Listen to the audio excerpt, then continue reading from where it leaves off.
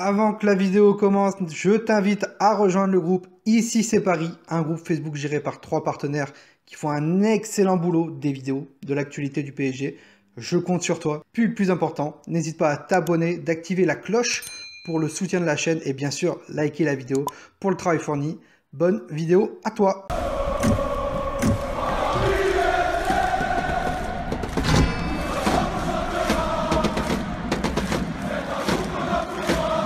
Parisiens, parisiennes, bonjour à tous, petite vidéo aujourd'hui, Mercato. Ah ouais, ça faisait longtemps qu'on n'avait pas fait.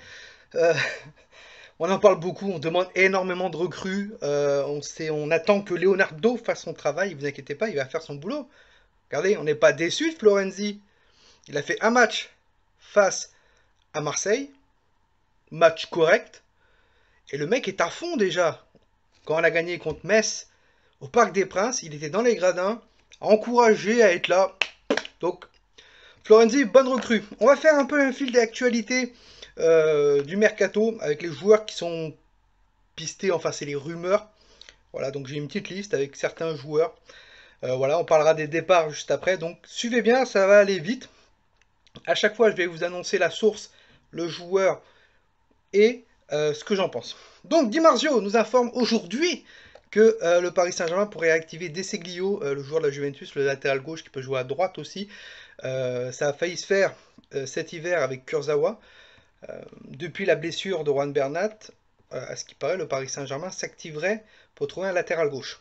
Ce que je pense, c'est que actuellement, en tant que latéral gauche, pardon, on a du monde quand même. On a le petit Baker, même si j'aimerais qu'on le prête, parce que c'est une manque d'expérience. On a Diallo qui peut dépanner, Kurzawa qui est suspendu 5 matchs, mais ça peut se faire encore. Donc on a Diallo et Kurzawa. Voilà. Si on met Diallo plutôt à gauche, il va falloir voir aussi pour un défenseur central. Comme ça, parce qu'on aura juste euh, Kipembe et Marquinhos. Donc à voir. Donc la SER nous informe aujourd'hui encore que Lucas Hernandez serait pisté par le Paris Saint-Germain et que c'est Kylian Mbappé qui ferait un pressing pour le faire venir au Paris Saint-Germain. La petite pop Kylian Mbappé, voilà, on va juste la mettre à côté, voilà, qui nous regarde. Voilà, parfait. Et donc, Kylian Mbappé pousserait pour que Lucas Hernandez signe au Paris Saint-Germain. Ce que j'en pense pour moi, ça va risque d'être très très cher. Et puis on l'a vu en finale de la Ligue des Champions, le mec s'en fiche complètement parce que c'est un Marseillais de base. Joue au Paris Saint-Germain, je ne pense pas qu'il vienne, parce que je ne pense pas qu'il aime porter ce maillot-là. Hein, c'est un fervent supporter de l'Olympique de Marseille.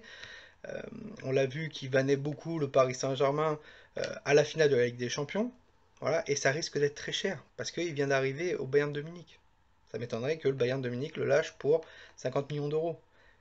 Et on est très restreint niveau argent. Voilà pourquoi Leonardo a dit dans le CFC qu'il va falloir être créatif. Donc je pense des prêts avec option d'achat ou des prêts ou un maximum, pardon, pas un maximum, mais un minimum d'argent et peut-être un joueur d'arrière, je sais pas. Donc compliqué pour Lucas Hernandez. Abdellah Boulma, donc journaliste, nous informe que Skriniar aussi, que Leonardo aurait fait une offre à l'Inter de Milan avec un prêt avec option d'achat pour Skriniar. Pour l'instant, rien n'est officiel, rien n'a été sorti par d'autres médias. Attendons de voir. Skriniar, ça fait un moment quand même que je l'annonce. Est-ce qu'il va signer? Je ne sais pas, parce qu'il y a quelques mois, le directeur sportif de l'Inter de Milan nous a annoncé qu'il comptait sur Skriniar. Voilà. Ce qui est officiel aussi et souvent pisté, qui a été pisté par le Paris Saint-Germain, c'est Thiago Alcantara qui s'est officiellement engagé avec Liverpool aujourd'hui pour 30 millions d'euros. Ça fait mal parce qu'il avait fait de bonnes performances en finale de la Ligue des Champions avec le Bayern de Munich. On sait qu'il y a un peu de tension au niveau négociation entre le Bayern et le Paris Saint-Germain. Peut-être ça qui a penché. Peut-être aussi surtout que le joueur ne voulait pas jouer en France. Donc voilà, c'est dommage pour Thiago Alcantara. Umtiti. L'AS nous a informé il y a quelques jours que le directeur sportif du Paris Saint-Germain, Leonardo, aurait carrément refusé de signer Umtiti. Et Umtiti qui risque de prendre la porte au FC Barcelone. Après, ça m'étonne pour moi. que le Barça propose à Leonardo Umtiti. On sait que les discussions entre Barça et Paris Saint-Germain, c'est pas top. Donc voilà. Ensuite, Tuto Sport nous informe il y a quelques jours aussi Koulibaly, Kalidou Koulibaly, donc le fameux joueur de Naples, qui est pisté par Manchester City. Et pour moi, je pense que c'est la piste où il ira. Nous informe que Leonardo aurait réactivé la piste Kalidou Koulibaly, serait prêt à proposer un prêt avec option d'achat de 52 millions plus 7 millions en bonus. Personnellement, j'y crois pas. Le joueur risque de signer à Manchester City. Point final. Ensuite, Nainggolan, Téléfoot. Et Téléfoot, je remarque depuis un certain temps, ça balance quand même un peu de conneries hein, sur les clubs qui veulent voir. Alors attention à la fiabilité de Téléfoot. Nainggolan, il nous a annoncé ça il y a 3-4 jours. Et Radja Nainggolan, vraiment, c'est un battant, c'est un guerrier sur le terrain. Et j'aurais aimé vraiment le voir au Paris Saint-Germain. J'en avais déjà parlé à un moment donné, il y a quelques années, que Radja Nainggolan pourrait être une très bonne recrue. Malheureusement, pour moi, il a un peu perdu son niveau avec la AS Rome. Je crois qu'il avait une grosse blessure. Voilà, il est parti derrière, signé à l'Inter de Milan, où il a fait 1 an, et ensuite prêté à Cagliari, où il a fait 1 an, et là il revient à l'Inter de Milan pour essayer de se réimposer. Derrière avec Nainggolan, le problème c'est que en gros, Nainggolan, sa femme, est malade d'un cancer, je crois, et c'est lui l'année dernière qui avait proposé à l'Inter de Milan de le prêter à Cagliari parce que sa femme est de là-bas pour être auprès de sa femme. Donc je ne pense pas qu'il quittera l'Italie, il va rester en Italie tranquille. Et en plus, il a démenti sur les réseaux sociaux, sur Instagram, que tout ça était des fake news. Donc voilà. Téléfoot derrière nous informe aussi pour Boubakary Soumaré, le joueur de Lille. C'est un ancien Titi parisien. Ça risque d'être très compliqué aussi derrière parce que Lille propose au moins 30 millions. Ne veut pas le lâcher pour 30 millions d'euros. Donc très compliqué. Et la Corriere dello Sport nous informe derrière que le Paris Saint-Germain et Leonardo pourraient activer la piste Fabian Ruiz au milieu de terrain. À voir. Fabian Ruiz, c'est à peu près 50 à 60 millions d'euros. À voir si le Paris Saint-Germain peut mettre l'argent sur Fabian Ruiz.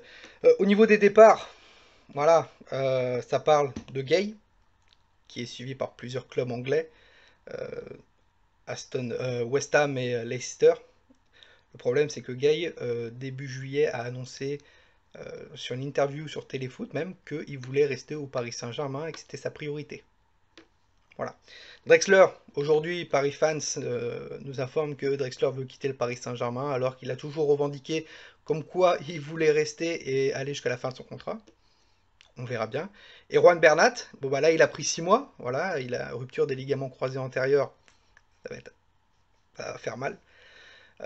6 mois pour qu'il retrouve son niveau. Il est en fin de contrat cette année. Je ne pense pas que le Paris Saint-Germain le renouvelle. Il a refusé une 3e offre du Paris Saint-Germain, niveau salarial et sur la durée de contrat surtout. Donc à voir. Je pense que ça serait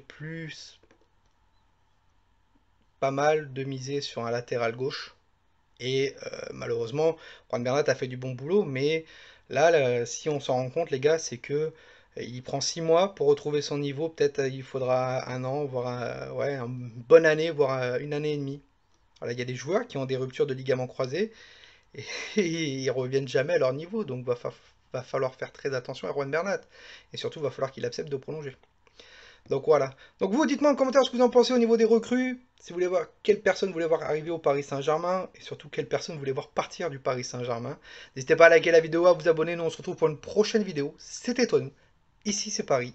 Et Paris, c'est magique. Un kiki. On est tous des cousins germains. Supporters, levez tous vos mains. Tous unis dans le Parc des Princes pour supporter le Paris Saint-Germain.